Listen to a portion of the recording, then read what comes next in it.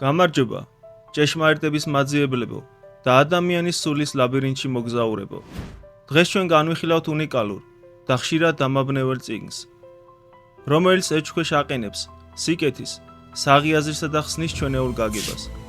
ჩვენ შევდივართ ფიოდორ დოსტოევსკის შედევრალური და ღრმად სულიერი რომანის იდიოტის არაჩვეულებრივ ტრაგიკულ სამყაროში.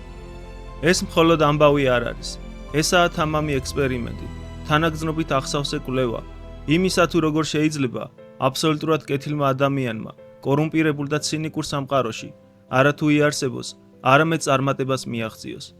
მოემზადეთ იმისთვის, რომ მოიხიბლოთ, დაიბნეთ ამ წიგნის მშვენიერი, ნაკლოვანი პერსონაჟებითა და გამჭოლი ხედვით რწმენის, ბუნებისა და ადამიანური ბუნების სირთულეებზე. მაგრამ სანამ ამ ძალიან საინტერესო ისტორიის განხილვას დავიწყებთ, თუ ეს ვიდეო თქვენთვის ღირებული აღმოჩნდება, გთხოვთ დააჭიროთ მოწონების ღილაკს, დატოვოთ კომენტარი თქვენი აზრის გამოსახატავად და გამოიწერეთ ჩვენი არხი. თქვენი მხარდაჭერა გვეხმარება გავაცოცხლოთ ეს მძლავრი ლიტერატურული ნაწარმოებები. ფიოდორ დოსტოევსკიმ იდიოტი 1868-69 წლებში დაწერა, რაც მისი ცხოვრების ქაოტურ პერიოდს დაემთხვა. რომანის დიდი ნაწილი მან საზღვარგარეთ, შვეიცარიასა და იტალიაში ცხოვრებისას შექმნა, სადაც გამუდმებით ცდილობდა დაგროვებული ვალების გადახდას, რომელიც აზარტული თამაშებით დაუგროვდა. ასევე ჰქონდა რუსეთისადმი ძლიერი ნოსტალგია და ეპილეფსიის მძიმე ფორმა, რომელიც მას და წიგნის მთავარ გმირს მიშკინს საერთო ჰქონდათ. სწორედ ამ პერიოდში შექმნა მან ეს რომანი, სადაც აღწერილია აბსოლუტურად მშვენიერი, ანუ იდეალურად კეთილი ადამიანის ცხოვრება დაუნდობელ სამყაროში. დოსტოევსკი ამ კონცეფციას დიდხანს განიხილავდა, რადგან აცნობიერებდა მის უდიდეს სირთულეს. ის გრძნობდა, რომ ასეთი პერსონაჟი, რომელიც ქრისტიანულ სათნოებებს, თავმდაბლობას, თანაგრძნობასა და თავგანწირვას განასახიერებდა, გარდაულად დაუპირისპირდებოდა მე-19 საუკუნის საზოგადოების მატერიალისტურ, ანგარებიან და ცინიკურ რეალობას. ის ცდილობდა გაეგო, თუ როგორ გაუმკლავდებოდა წმინდა უმანკოება და უსაზღვრო ემპათიას იხარბით, სიამაყითა და უნებით მართულ სამყაროს. მას აინტერესებდა, შეძლებდა თუ არა ნამდვილი სიკეთე გადარჩენას, თუ გაანადგურებდა და არასწორად გაიგებდა საზოგადოება, რომელიც ასეთი სიწმინდისთვის მზად არ იყო. შედეგად მივიღეთ ნაწარმოები, რომელიც ხშირად ქაოტური, ვრცელი და ინტენსიური ფსიქოლოგიური დრამითაა სავსე.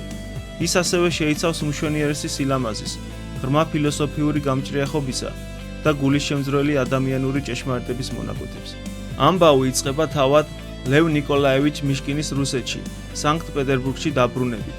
მას შემდეგ, რაც მან რამდენიმე წელი შვეიცარიის სანატორიუმში გაატარა, მძიმე ნერვული და ფსიქიკური დაავადებისგან, სავარაუდოდ ეპილეფსიისგან გამოჯანმრთელებაში. ეს ახალგაზრდა დაახლოებით 26 წლის კაცია, ფერმთალი, ნაზი სახითა და ღრმა, გამომხატველი თვალებით. პირველი სცენა, რომელიც მატარებელში ვითარდება, დაუყოვნებლივ წარმოაჩენს მის სუფთა სულის ბუნებას და გასაოცარ კონტრასტს იმ გამომწმედილ ამ ქვეყნიურ პერსონაჟებთან, რომლებსაც ის ხვდება. მიშკინს გარშემომყოფები ხშირად იდიოტად მოიხსენიებენ. ეს იარლიყი ირონიის მრავალ ფენას შეიცავს. მისი იდიოტიზმი მომდინარეობს არა ინტელექტის ნაკლებობიდან, არამედ მისი ღრმა გულუბრყვილობის, ბავშვური უმანკოების, უსაზღვრო ემპათიისა და აბსოლუტური გულწრფელობისგან. მას არ გააჩნია ცინიზმი, პირადი ინტერესი ან სოციალური მოხერხებულობა. ის ყველას ისე აღიქვამს, როგორიც ჩანს, სწამს ადამიანებში საუკეთესოს არსებობის და საკუთარ აზრს გასაოცარი პატიოსნებით გამოთქვამს. ხშირად ისე, რომ ეს ღრმად არატრადიციული ან სოციალურად მოუხერხებელია. ეს პირდაპირობა მის ნაზ მანერებთან და გამჭრიახობასთან ერთად აშინებს და აშფოთებს სიკეთისგან და სათნოებებისგან გამოფიტულ საზოგადოებას, რომელსაც ის უბრუნდება. მიშკინი სანქტ-პეტერბურგში ჩამოდის მცირე ფულთა და სოციალური სტატუსით, რომელიც მემკვიდრეობით მიღებული მოგრძალებული ქონების მიღების მოლოდინშია. ის ეძებს ეპანჩინების ოჯახს, მის შორეულ ნათესავებს და მალევე აღმოჩნდება მაღალი საზოგადოების რთულ, ხშირად სასტიკ სამყაროში. მისი უმანკოებას ზნეობრივი ლაკმუსის ქაღალდივით მოქმედებს, რომელიც ამხელს იმ არისტოკრატიული წრეების ფარისევლობას, მლიქვნელობას და მორალურ დაცემას, რომლებშიც ისინი ცხოვრობენ. ის ხედავს ტანჯვას გლამურული ფასადების მიღმა, პატივმოყვარეობას მახვილგონივრული შენიშვნების უკან და ანგარებიან პირად ინტერესს ყოველი სოციალური ჟესტის მიღმა. მისი მოგზაურობა არის მგლების ხროვაში ჩავარდნილი უმანკო კრავის გზა, რომელიც სამყაროს სიბნელეს თავისი არსებობით ანათებს. თავადი ლევ ნიკოლაევიჩ მიშკინი, როგორც აღვნიშნეთ, არის აბსოლუტურად კეთილი ადამიანი, რომელიც განასახიერებს უსაზღვრო თანაგრძნობას, თავმდაბლობასა და თითქმის პათოლოგიურ უუნარობას და უპირისპირდეს ვინმეს. ის ხედავს შინაგან ღირებულებასა და ტანჯვას ყველა ინდივიდში, თუნდაც ყველაზე მორალურად კომპრომიტირებულში. მისი სიყვარული წმინდა და უანგაროა, რომელიც განკურნებასა და ხსნას ესწრაფვის. თუმცა მისი გულუბრყვილობა მისივე დაღუპვის მიზეზიც ხდება. ის იბრძვის შეათავსოს სიყვარულსა და ხსნის თავისი იდეალიზირებული ხედვა ადამიანური ვნების ქაოტურ, დესტრუქციულ რეალობასთან. მისი სიწმინდე თითქოს და უნებლიეთ იწვევს ქაოსსა და ტანჯვას იმ ადამიანების ცხოვრებაში, რომელთა გადარჩენასაც ის ცდილობს. მისი ეპილეფსია მხოლოდ ფიზიკური დაავადება არ არის. ის მისი ღრმა სულიერი გამჭრიახობის სიმბოლოა, რომელსაც მოჰყვება გონებრივი დაბნეულობისა და სამყაროსაგან გაუცხოების პერიოდები. ნასტასია ფილიპოვნა ბარაშკოვა მშვენიერი, იდუმალი და ტრაგიკული ქალის პერსონაჟია. ნასტასია არის მაღალი საზოგადოების კურტიზანი, რომელსაც ექსპლუატაციისა და ძალადობის ტრაუმული წარსული აქვს. მას აქვს მომხიბლავი, თითქმის სახიფათო სილამაზე, რომელიც მამაკაცებს იზიდავს, მაგრამ ასევე აწუხებს ინტენსიური შინაგანი ტანჯვა, შებირწულობის ღრმა განცდა და თვითგანადგურებისკენ ძლიერი სწრაფვა. ის მერყეობს ამაყი დაუმორჩილებლობისა და ძლიერი დამცირების უკიდურესობებს შორის, სიწმინდისკენ ტოლვასა და სისაძაგლის მიღებას შორის. მიშკინი მას ხედავს არა როგორც დაცემულ ქალს, არამედ როგორც ტანჯულ სულს, რომელსაც ხსნა სჭირდება. დასთავაზობს მას უპირობო სიყვარულსა და პატივისცემას, დაქორწინებასაც კი. თუმცა ნასტასია მოქცეულია მიშკინის წმინდა, სულიერ სიყვარულსა და როგოჟინის ბნელ, ნებიან და საბოლოო დამანგრეულ აკვიატებას შორის. ის წარმოადგენს ტრაგიკულ და მშვენიერ სულს, რომელიც სიწმინდისკენ ისწრაფვის, მაგრამ თავისი წარსულითა და საზოგადოების განსჯითაა შეპყრობილი. მისი ტანჯვა სვამს ცენტრალურ კითხვას: შესაძლებელია თუ არა ცოდვილის ხსნა განსჯით სავსე სამყაროში? აგლაია ივანოვნა ეპანჩინა ეპანჩინების დებიდან უმცროსი და ულამაზესია. აგლაია წარმოადგენს რუსი ქალის განსხვავებულ იდეალს, ამაყი, ინტელექტუალური, ნებიანი და დამოუკიდებელი. ის მოხიბლულია მიშკინის უმანკოებითა და უნიკალური პერსპექტივით. ხედავს მასში სიწმინდეს, რომელიც მკვეთრად ეწინააღმდეგება სხვა მამაკაცების ცინიზმს. ის გამოწვევას უწყობს მას, სცდის და მისგან უფრო აქტიურსა და ამქვეყნიურს მოითხოვს. აგლაიას სიყვარული მიშკინისადმი რთულია, აღტაცების, ინტელექტუალური ცნობის მოყვარეობისა და მისი უნიკალური სიკეთის ფლობის სურვილის ნაზავი. შესაძლოა მისი უფრო ჩვეულებრივ გმირად გარდაქმნის სურვილიც კი. ის ებრძვის თავის სიამაყესა და ეჭვიანობას, განსაკუთრებით ნასტასიასთან მიმართებით. აგლაია რუსული იდეალიზმისა და ინტელექტის სიმბოლოა, მაგრამ ასევე წარმოადგენს ემოციურ მომწიფებლობასა და დესტრუქციულ სიამაყეს. როდესაც ის ჭეშმარიტად, უანგარო სიყვარულს უპირისპირდება, ის იდეადისკენ ისწრაფვის, მაგრამ ბოლომდე ვერ იღებს მიშკინის იდიოტიზმს, როგორც იდეადის ფორმას. პარფიონ სემიონოვიჩ როგოჟინი მიშკინის ბნელი სულიერი ორეული და მეტოქია. როგოჟინი წარმოადგენს აღვირახსნილ ვნებას, დესტრუქციულ ეჭვიანობასა და რუსული სულის პირველყოფილ, ხშირად ძალადობრივ იმპულსებს. ის მდიდარი ვაჭარია, უხეში, იმპულსური და სრულიად შეპყრობილი ნასტასიასადმი თავისი ობსესიური სიყვარულით. როგოჟინი მიშკინის ანტითეზაა. ის ბნელ, ნიჰილისტურ ენერგიას განასახიერებს. მათი ურთიერთობა დაძაბულობითაა სავსე, სადაც აღინიშნება გულწრფელი კავშირი და ძალადობის გამყინავი წინათგრძნობაც. მისი ფატალური ლტოლვა ნასტასიასადმი რომანის შოკის მომგვრელი, გარდაუვალი ტრაგედიით კულმინირდება. იპოლიტ არენტიევი ჭლექით დაავადებული ახალგაზრდა კაცია, რომელიც წარმოადგენს ნიჰილიზმს და ინტელექტუალურ ამბოხს. გარდაუვალი სიკვდილის წინაშე მდგარი, ის გამოწვევას უწყობს მიშკინის ქრისტიანულ იდეალებს თავისი ცინიკური ინტელექტით. მისი გრძელი არეული აღსარება, ჩემი აუცილებელი განმარტება ფილოსოფიური შედევრია, ათეიზმისა და ტანჯვის წინააღმდეგ ამბოხის ვნებიანი არტიკულაცია. იპოლიტი აიძულებს მიშკინს და მკითხველს დაუპირისპირდნენ ბოროტებას, უსამართლობისა და არსებობის აბსურდულობის სასტიკ რეალობას და წარმოადგენს მძლავრ, ინტელექტუალურ ანტაგონისტს მიშკინის სულიერი სიწმინდისთვის. იდიოტის სიუჟეტი ნაკლებად წრფივი თხრობაა და უფრო სოციალური შეხვედრების, გაუგებრობებისა და მზარდი ვნებების ქაოტური მორევია, რომელიც მიშკინის უმანკო არსებითაა გამოწვეული. მნიშვნელოვანი ადრეული მოვლენაა ნასტასია ფილიპოვნას დაბადების დღის წვეულება. მიშკინი, რომელიც ხედავს მის ღრმა ტანჯვასა და საჯარო დამცირებას, რომელსაც ის საკუთარ თავს აყენებს, სთავაზობს მას დაქორწინებას, არავნების, არამედ ღრმა თანაგრძნობისა და მისი გადარჩენის სურვილის გამო. ეს შოკის მონგრელი წინადადება სკანდალური ხდება და საფუძველს უყრის დესტრუქციული სასიყვარულო სამკუთხედის ჩამოყალიბებას მიშკინს, ნასტასიასა და როგოჟინს შორის. ამ სცენის კულმინაციაა, როდესაც ნასტასია როგოჟინის 100,000 რუბლს ცეცხლში აგდებს და შესთავაზებს, რომ განია ივოლგინმა ამოიღოს ფული ცეცხლიდან, რომელიც ვერცხლისმოყვარეობის სულით არის შეპყრობილი. მიშკინის მცდელობები, რომ ამ შფოთვარე პიროვნებებს შორის მოიტანოს მშვიდობა და ურთიერთგაგება გარდაუულად მარცხდება. ის თავისი გულუბრყვილობით კონფლიქტს უფრო ამწვავებს მოგვარების ნაცვლად. მისი პატიოსანი განცხადებები არასწორად გაიგება. მისი თანაგრძნობა სისუსტედ ან ვერაგობად აღიქმება, ხოლო მისი სურვილი გადაარჩინოს ნასტასია აგლაიას მიერ ღალატად განიხილება. ის მერყეობს თავის გრძნობებს შორის ნასტასიასა და აგლიასადმი. საბოლოოდ კი ვერ ახერხებს რომელიმე სრულიად ერთგულებას, რაც მისი გადაჭარბებული თანაგრძნობიდან გამომდინარეობს. თხრობა სავსეა ინტენსიური, დრამატული სცენებით, რომლებიც ხშირად მოიცავს საჯარო დამცირებებს, ვნებიან აფეთქებებსა და ფილოსოფიურ დებატებს. მიშკინის ეპილეფსიური შეტევები ძალადობრივი შეწყვეტებია, რომლებიც ხშირად წინ უსწრებს გამჭრიახობის ან არეულობის მომენტებს, რაც ასახავს იმ ინტენსიურ წნეხს, რომლის ქვეშაც მისი მყიფე ორგანიზმი იმყოფება.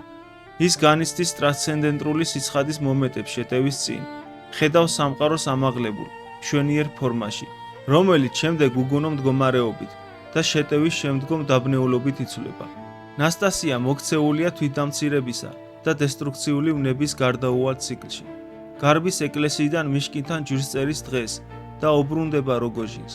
ეს არის ფატალური ნაბიჯი, რომელიც პირდაპირ მის დაღუპვას იწვევს. იდიოტი ფილოსოფიური და ფსიქოლოგიური თემებით ახსავსე წიგნია, რომელიც ოსტატურადაა ჩაქსოვილი პერსონაჟების ცხოვრებაში. აბსოლუტურად კეთილი ადამიანი კორუმპირებულ სამყაროში. ეს არის ცენტრალური ექსპერიმენტი. შეუძლია თუ არა ჭეშმარიტად კეთილ, უმანკო ფიგურას გადარჩენა და დადებითი გავლენის მოხდენა საზოგადოებაზე, რომელიც სავსეა სიხარბით, პატივმოყვარეობით, ცინიზმით და ანგარებით. მიშკინის მარცხი ნასტასიას გადარჩენაში, მისი უუნარობა და არეგულიროს გარშემო არსებული გაუგებრობები და მისი საბოლოო ჩავარდნა ფსიქიკურ დაავადებაში პესიმისტურ პასუხზე მიუთითებს. დოსტოევსკი გულისხმობს, რომ ასეთი წმინდა სიკეთე ზედმეტად მყიფეა, ზედმეტად გაუგებარი ან ზედმეტად დამაბნეველია დაცემული სამყაროსთვის. მიშკინის სიკეთე თავისი რადიკალური უანგარობით ხშირად სხვებისთვის დესტრუქციული მიდრეკილებების კატალიზატორი ხდება, რადგან ისინი ძალადობრივად რეაგირებენ მის გამოწვევაზე. სილამაზე, როგორც ხსნა და განადგურება. ნასტასია ფილიპოვნას სილამაზე რომანის ცენტრალური ელემენტია, რომელიც აღწერილია როგორც ზებუნებრივად მომხიბლავი. მიშკინს სჯერა, რომ სილამაზე გადაარჩენს სამყაროს, რაც გულისხმობს სულიერ, გარდამქმნელ სილამაზეს. თუმცა ნასტასიას სილამაზე და მისი შინაგანი ტანჯვა ასევე მამაკაცებს იგიჟისა და განადგურებისკენ უბიძგებს.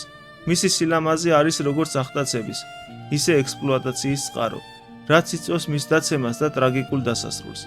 დოსტოევსკი იკვლევს, არის თუ არა სილამაზე თავისთავად მხსნელი, თუ ის შეიძლება იყოს დესტრუქციული ძალა, არასწორ ხელში ან კორუმპირებულ საზოგადოებაში. რწმენა ნიჰილიზმის წინააღმდეგ. მიშკინის გულწრფელი, თანაგრძნობი მართლმადიდებლური ქრისტიანული რწმენა მკვეთრად უპირისპირდება ნიჰილიზმის, მატერიალიზმსა და რაციონალიზმის ახალ დინებებს, რომლებიც წარმოდგენილია როგოჟინის ბნელი იმპულსებითა და იპოლიტის ინტელექტუალური გამოწვევებით. დოსტოევსკი მხარს უჭერს მიშკინის რწმენას, როგორც ხსნისა და აზრის ერთადერთ ჭეშმარიტ გზას, თუნდაც ეს პირად ტანჯვას იწვევდეს.